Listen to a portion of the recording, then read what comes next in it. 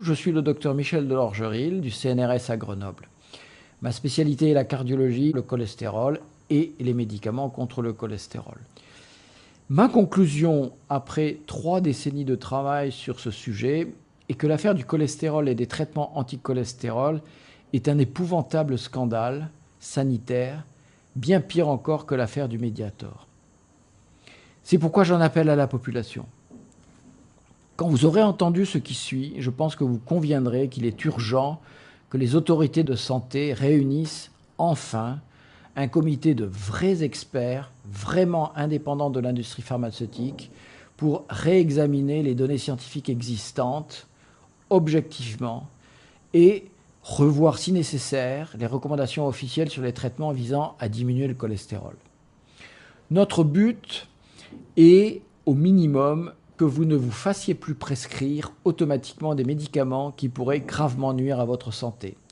C'est pourquoi je vous demande d'appuyer la pétition que nous organisons auprès de l'assurance maladie et de l'Agence nationale de sécurité sanitaire de l'alimentation, de l'environnement et du travail. Car non seulement les médicaments contre le cholestérol ne sont pas efficaces pour réduire la mortalité cardiovasculaire, mais surtout, ils sont toxiques. Il n'y a plus de doute aujourd'hui. Les plus récentes études scientifiques indépendantes indiquent que les médicaments anti-cholestérol pourraient augmenter le risque d'hémorragie cérébrale. Ce sont les résultats de plusieurs études depuis le milieu des années 2000. Avoir un cholestérol bas ou abaissé par un médicament augmente le risque d'accident vasculaire cérébral hémorragique, un accident dramatique qui peut vous laisser hémiplégique, c'est-à-dire paralysé, et même vous tuer. Deuxièmement, ces médicaments augmentent le risque de cancer. Une multitude d'études ont montré qu'avoir un cholestérol bas augmentait le risque de cancer. De plus, des essais cliniques avec des médicaments ont montré une augmentation des cancers chez ceux qui recevaient une statine par rapport à ceux qui recevaient le placebo, en particulier les cancers du sein. Ces médicaments augmentent le risque de déclin cognitif lié à l'âge, autrement dit, devenir précocement handicapé mental, voire démence, c'est la fameuse démence d'Alzheimer. Ces médicaments augmentent le risque de diabète, jusqu'à 70% d'augmentation du risque après la ménopause. Et même en l'absence d'effet sur le diabète, les statines augmentent les syndromes de résistance à l'insuline, aussi appelés prédiabète. Ces médicaments augmentent le risque de devenir aveugle. Ils augmentent les risques de troubles de la sexualité dans les deux sexes, et notamment, ils provoquent plus d'impuissance chez les hommes.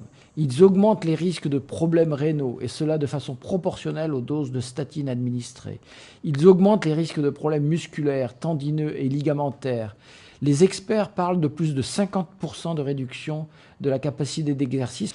Ils augmentent les risques de pathologies articulaires inflammatoires.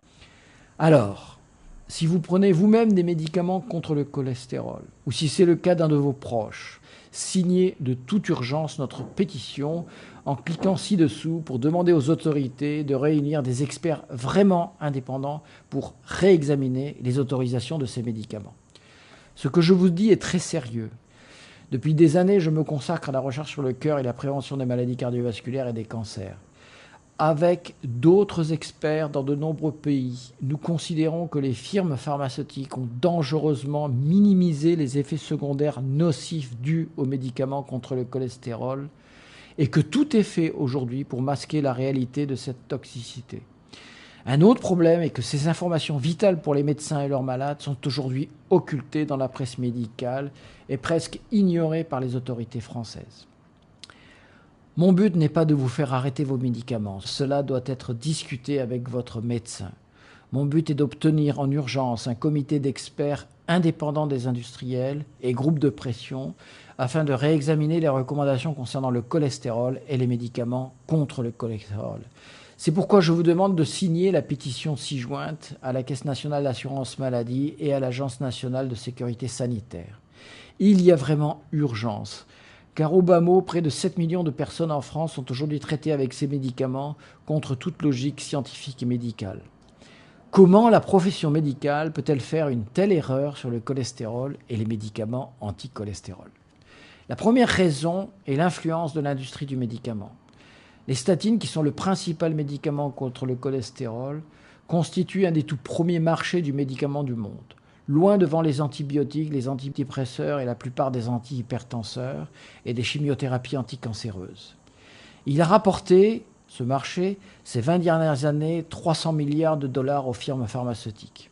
Des intérêts financiers gigantesques sont donc en jeu et certains sont prêts à tout pour occulter la vérité, y compris faire publier de très nombreuses études biaisées, invoquant faussement une efficacité des médicaments anti-cholestérol. Ces erreurs et ces manipulations, je les ai montrées dans mes livres et mes publications scientifiques. Et personne n'est venu me contredire à ce jour, me montrer où je me trompais. La deuxième explication est qu'il est très courant en médecine que de graves erreurs dominent toute la profession sur de très longues périodes. Il a fallu des décennies pour qu'on reconnaisse que le tabac était la cause de 95% des cancers du poumon.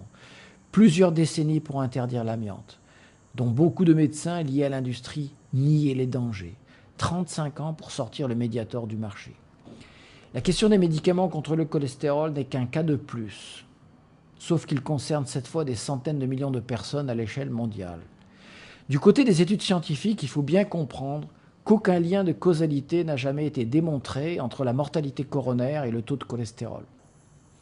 Le 12 novembre 2004, il y a maintenant 10 ans, une grande étude est parue dans le British Medical Journal qui montre que les prescriptions de statines ont été multipliées par 7 entre 1996 et 2002 au Royaume-Uni, sans entraîner la moindre diminution du nombre d'admissions en hôpital pour un infarctus du myocarde. Le 14 janvier 2008, la publication des résultats de l'essai ENHANCE aux États-Unis sur 2 molécules prescrites à des millions de patients pour faire baisser le cholestérol, la simvastatine et les étimibes, a montré une totale inefficacité pour empêcher les lésions d'athérosclérose. Ces médicaments n'ont eu aucun effet protecteur sur les artères. Cet essai ayant été conduit chez des personnes porteuses d'une hypercholestérolémie familiale, les personnes qui devraient profiter le plus des médicaments anticholestérol, les investigateurs et le sponsor ont essayé de cacher les résultats négatifs de cet essai, démontrant clairement que l'existence de conflits d'intérêts pouvait induire des comportements aberrants de la part des industriels et aussi des investigateurs, médecins et scientifiques travaillant pour les industriels. Mais ce n'est pas nouveau. Depuis que le cholestérol a été découvert, les scientifiques sérieux affirment qu'il ne provoque pas les maladies cardiovasculaires. Selon les données de la grande étude sur le cholestérol, dite étude de Framingham, il n'y a pas de relation nette entre le cholestérol et le risque d'infarctus chez les personnes de plus de 50 ans et chez les femmes. Pour les personnes qui ont déjà fait un accident cardiaque, on parle dans ce cas de prévention secondaire, 3 essais sérieux ont été réalisés pour diminuer drastiquement les graisses saturées d'origine animale, remplacées par les graisses végétales et ainsi faire baisser le cholestérol. C'est l'étude d'Oslo qui n'a montré aucune différence significative entre les groupes, l'étude de Londres qui a montré une mortalité cardiaque absolument identique dans les 2 groupes, avec ou sans régime contre le cholestérol, et enfin l'étude de Sydney qui a montré une forte augmentation de la mortalité dans le groupe qui suivait le régime anticholestérol. Mais la vraie catastrophe sanitaire a commencé lorsqu'on a voulu faire baisser le cholestérol chez des patients de façon artificielle avec des médicaments, d'abord avec les médicaments dits fibrates, puis avec les statines. Mais malgré cette incroyable accumulation de preuves, sans doute n'y a-t-il aucun autre domaine médical où l'arnaque soit aussi visible et énorme que dans l'affaire des médicaments contre le cholestérol. Des millions de patients continuent à se voir prescrire ces médicaments inutiles et toxiques. L'industrie pharmaceutique et les médecins qui lui sont liés ont tout fait et continuent à tout faire, hélas avec l'aide des médias, pour empêcher que la vérité n'éclate au grand jour. Plus important encore, si la profession médicale dans son ensemble reconnaissait soudain les faits, imaginez le nombre de procès qui risqueraient d'être déclenchés. Le moment est venu de faire tomber les masques. En nous y mettant tous ensemble, nous pouvons forcer les autorités de santé à agir, enfin, sur ce sujet. C'est pourquoi je vous demande instamment de signer la pétition ci-jointe. Si nous ne faisons rien, le système actuel, avec toute sa corruption, peut encore tenir des décennies. Des millions de patients, dont vous-même ou des personnes qui vous entourent, continueront à être dans la plus grande incertitude, n'osant pas s'opposer aux consignes de leurs médecins, ni aux protocoles officiels. Elles continueront à prendre des médicaments qui les empoisonnent. Ne laissons pas continuer cette situation insupportable. Rebellez-vous. Exigez des autorités sanitaires qu'elles revoient leurs consignes. sur la seule base des travaux scientifiques indépendants. Il ne manque pas concernant le cholestérol. En agissant tous ensemble, nous pouvons aujourd'hui mettre des coups de boutoir dans le système et faire jaillir la vérité pour tous. Nous sauverons des vies. C'est pourquoi je vous demande de signer la pétition ci-jointe.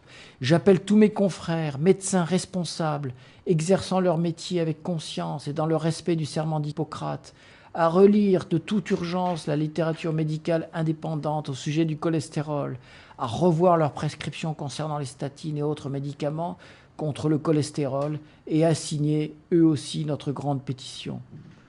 Je rappelle surtout que de nombreuses études, largement ignorées de la presse médicale et de la grande presse, ont montré que les méthodes naturelles, l'adoption d'un mode de vie protecteur, permettent de réduire de façon drastique le risque de maladie cardiaque. Continuer de les cacher au public est plus qu'un scandale, c'est un crime. Ce n'est pas le cholestérol qui provoque l'infarctus et l'accident vasculaire cérébral, c'est la mauvaise alimentation, la sédentarité, le mode de vie délétère, le tabac, la pollution atmosphérique qui donne de l'hypertension, du diabète, de l'athérosclérose. Si je choisis de consacrer ma vie à la médecine, c'est pour le bien des patients. Ma conscience m'oblige aujourd'hui à parler tout haut pour dire la vérité sur la propagande tournant autour du cholestérol. Ne soyez pas victime, vous aussi, de cette odieuse manipulation. Défendez-vous, défendez vos proches. Signez maintenant cette grande pétition contre les lobbies. Transférez, s'il vous plaît, ce message le plus largement possible autour de vous. Bien à vous, je suis le docteur Michel Delorgeril.